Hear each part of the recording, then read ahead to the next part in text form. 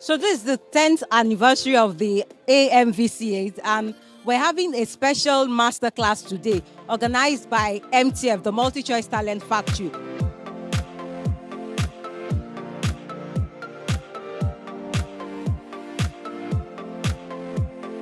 Ladies and gentlemen, please give a round of applause for the Africa Magic Viewers Choice Awards. It's not easy. 10 years. To sustain something for 10 years, you know that's real commitment right there. And 3 years ago, AMVCA decided that in addition to the many things that they do to impact and grow the industry through skills development and capacity building, MTF Day was going to be that one day during the whole of the AMVCA week of few days that we will focus on training filmmakers, training creatives, because it's not only filmmakers that are here. That girl is giving me the eye that who told you I'm a filmmaker, right? It's not only filmmakers that are here. We have many ways that we give back as MultiChoice. And the MTF, the MultiChoice Talent Factory, is one of those ways. We have 3 portals or 3 platforms that we use in giving back. The first one is the 20 selected students that we take in every year, and we train them on a fully funded scholarship where, yes, they are here. Fully funded scholarship where their work is just to learn how to make films and be good creatives. And that's what we do for 1 full year. And we've done that now since 2018. That's like 6 years. Clap for us now. We too were growing. Very soon we'll do 10th anniversary like AMVC as well. First, let me start by saying congratulations to the MVCA. 10 years, wow, that's a long time. And the event has come a very long way since the very first year of inception, and it keeps getting better and better. And like I always say, this is the Oscars for the African continent. It's important to touch the lives of many people. So we have people who are creatives, people who don't know they're creatives, who are just there because there was an event or it was digital and they heard the word digital and they wanted to just find out.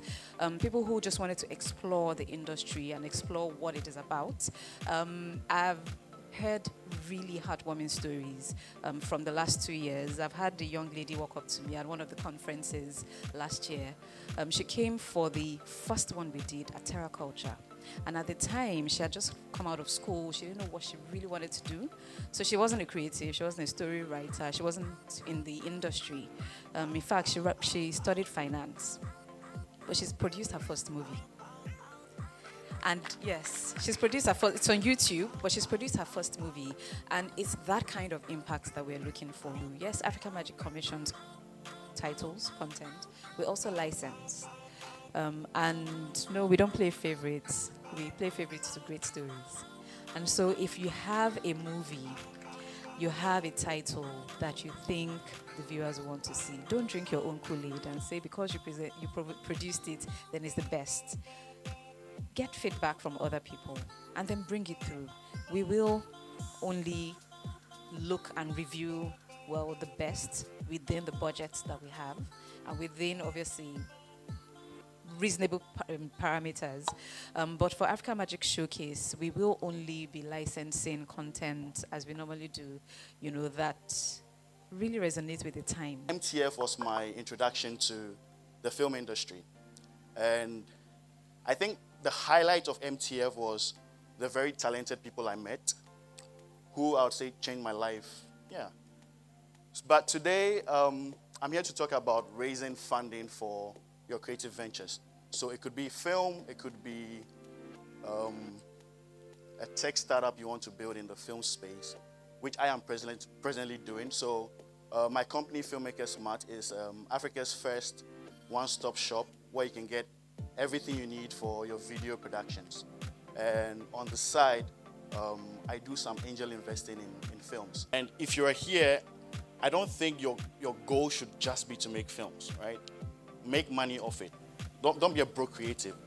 And at the same time, there are so many things within the space that we can build beyond just making film. There are so many things that technology can change that we presently don't have. Investors are drawn to, and I'm talking specifically for the film industry. They are looking for an engaging story, something that they would read and be able to imagine. As creatives, you can't just feel that you've learned something in 1989 and you're still in the business. You can't do that. It's a constant research. It's a constant learning.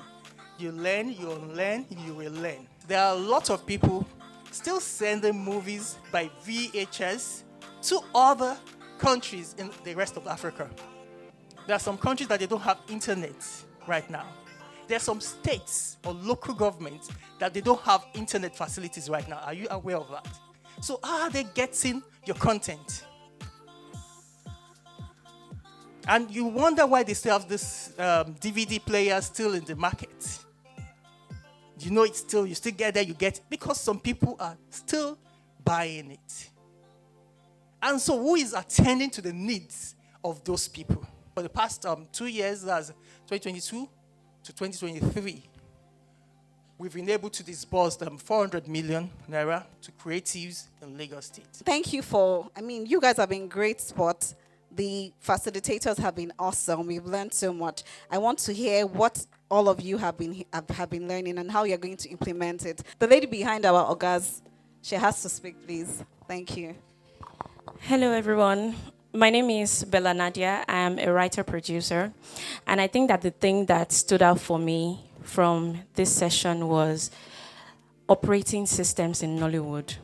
We don't have a lot of operating systems in Nollywood. For instance, like the filmmakers mart, we don't have a lot of things that we could just turn around and say, if we go to this person, we'll be able to get it. If we did this, we'll be able. We don't have a lot of operating systems like that. So it feels like there's a gap, and then the filmmakers mart has managed to fill some of it, but then there's still so many other things that can go into that gap, that can fit into it. So now I'm beginning to fine-tune my thinking into what else can, what other kind of operating system can we fit into this gap? I do not know. I had no idea that I need to register my name. But whenever you ask me outside, I'll be like, okay, my name is Adam Maladri. What's the brand? Adam Maladri. What if tomorrow I go register and someone else is very new name? I think I'll be devastated and I would have mental health issue. So I think I learned that today, and I think most of us here, I think we're in that same boat, because I have a friend who I spoke to yesterday and I told her, baby girl, you've not registered. So thank you. There are producers who wishes to tell good stories.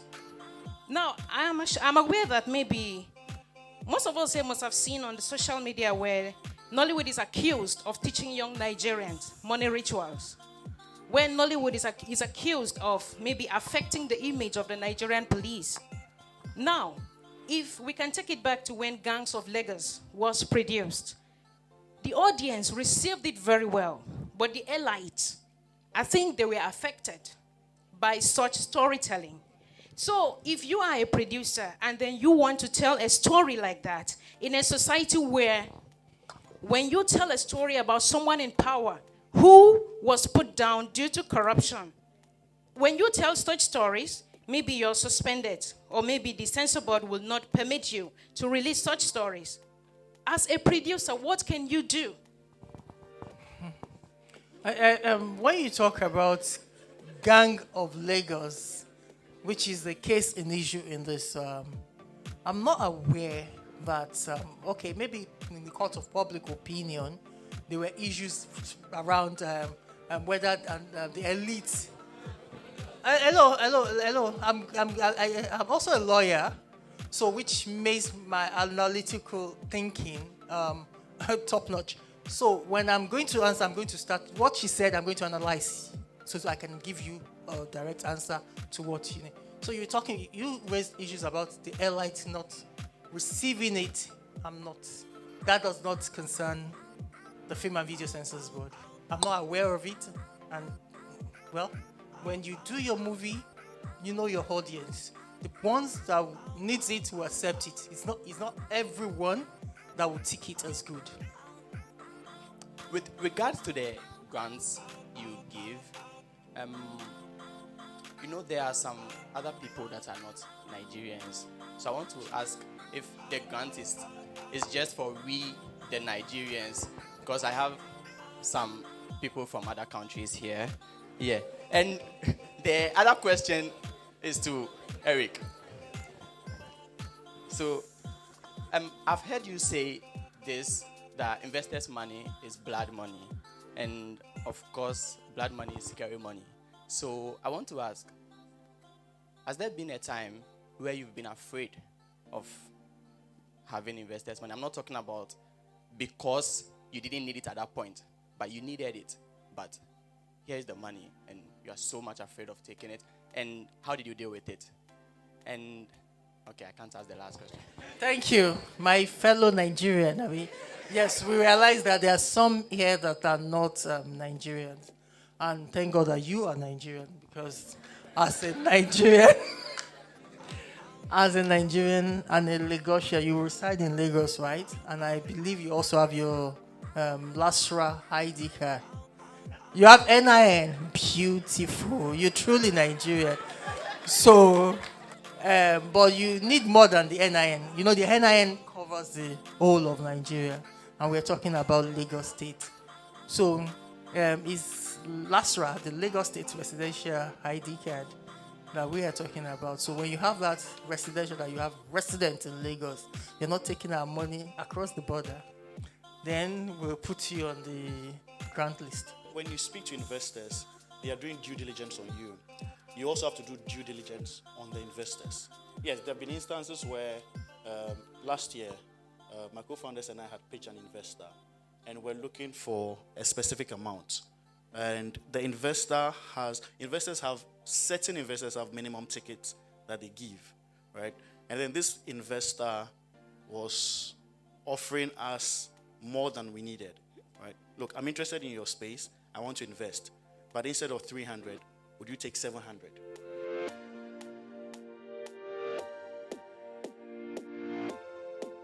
The feedback we've gotten from people is that this theme is timely because funding is a big issue in the industry. You can have many great ideas, but if you don't have the money to do what you want to do, I mean, frustration is going to set. So we're very happy about the feedback. We're very happy about the experts who came to train everyone. And we are hopeful for even a better AMVCA next year, AMVCA at 11. For this particular year, a few things have stood out. One in particular has been the meeting with the icons.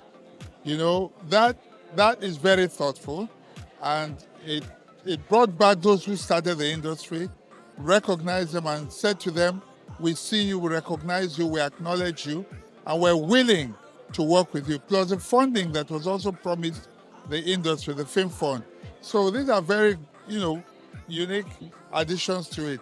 And the workshop that was held today by the MultiChoice Talent Factory as part of the event is an awesome one. I mean, because it's very good to, take care of some of the areas of need in the industry, one of which is funding. And then you see the funding, they looked at funding from both the private sector and the public sector. And they brought in, experts from both areas. And I think all those that came were quite satisfied with what they got. It's my pleasure to be here today to share with all the students and stakeholders on what Lagos State has been doing in the creative space. It is amazing to also see what MultiChoice Factory has been doing. I'm so happy to see the number of lives that they've touched, they've upskilled. This is really amazing. Being an alumni of the MultiChoice Talent Factory, the second batch, coming back was like giving back to me, giving back to the community I have gained a lot from. So I was very happy to do it and very happy to connect with some old friends and mentors. I would say, sincerely, I love everything about today's Talent Factory event. Every word that was said, the guest speakers, everyone has enlightened us on actually how you will personally be able to rebrand yourself and how you'd meet investors and how you should be able to put your team in deck. I think the concept of Talent Factory is an excellent idea as it cuts across not just Nigeria, but all across Africa, developing talent and building the African movie industry. A big shout out to AMVCA for this. I got a goodie bag. I'm really so grateful. Punctuality is indeed key for every organization.